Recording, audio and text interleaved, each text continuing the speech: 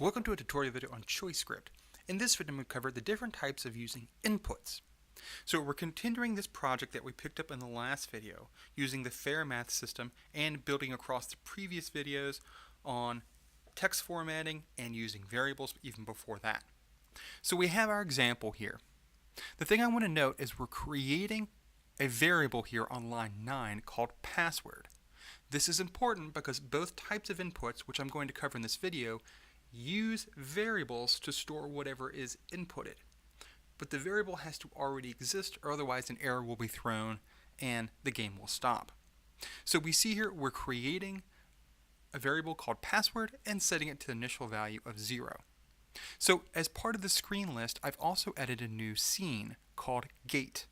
So we're going to move from startup whenever we hit finish and move over to gate. So over here on the far right hand side, we'll scroll down, we'll just select woods here, and we see next chapter. That will move us to the next scene.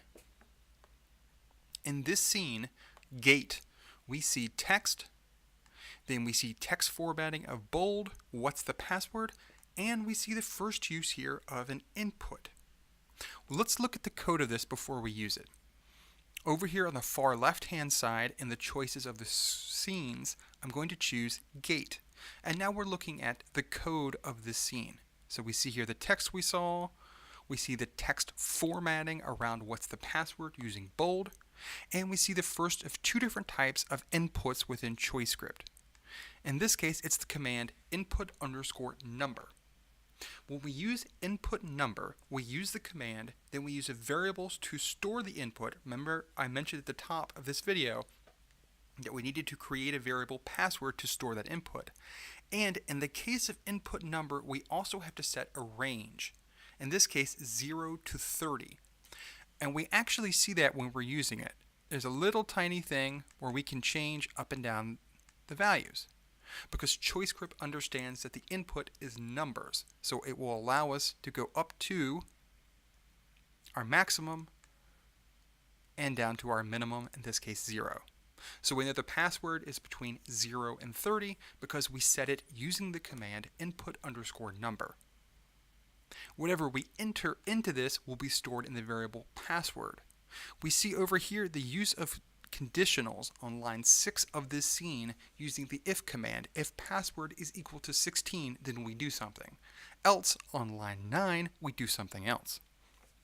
So we see if we enter 16 and click next, we see password is equal to 16, we pass through the gate. And because there are no other scenes, the game ended.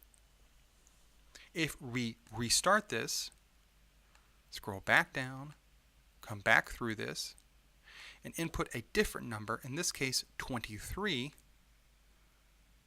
we see the response else, because the value of the variable password is not equal to 16, and we see the guards granted a response wrong answer. So we can use the command input_number to input some number.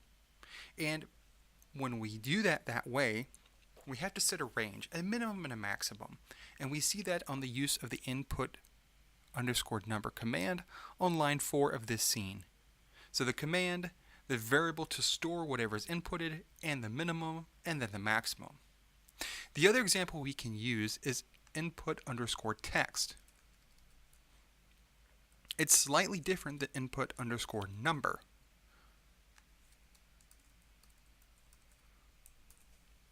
In that it doesn't have a minimum and a maximum. All we need to do is use the command and then followed by whatever variable we want to store that input in. Then we can do the same thing we previously did with the numbers by checking that response. So let's play this using this updated code. Move to the next chapter, and now we see a text input, no longer a numerical input. Notice we don't have the numbers up here that we could scroll through this from the minimum to the maximum. It's now looking for some type of text. And if we enter eggs, which I set the password to, and click next, we pass through the gate. So in review, there are two different types of inputs we can use in ChoiceScript. The first is input_number. When we use that, we have to do the variable after that, and then a minimum and a maximum range for that number, which we can set to any numbers. In the case of this example, I used 0 to 30, then underneath that used a conditional to check to see what that input was. The other type of input in ChoiceScript is the input underscore text command, which does not have a minimum and maximum, but stores whatever is inputted in some existing variable. We can then, just like we did with the numbers, check using a conditional what the value of that variable is. In this case, as I had lines 6 through 11, check to see if the value of the variable password was equal to the string eggs if we had typed in eggs as that password, in which case we passed through the gate, else if it wasn't, we did the text under the else command. Thanks for watching.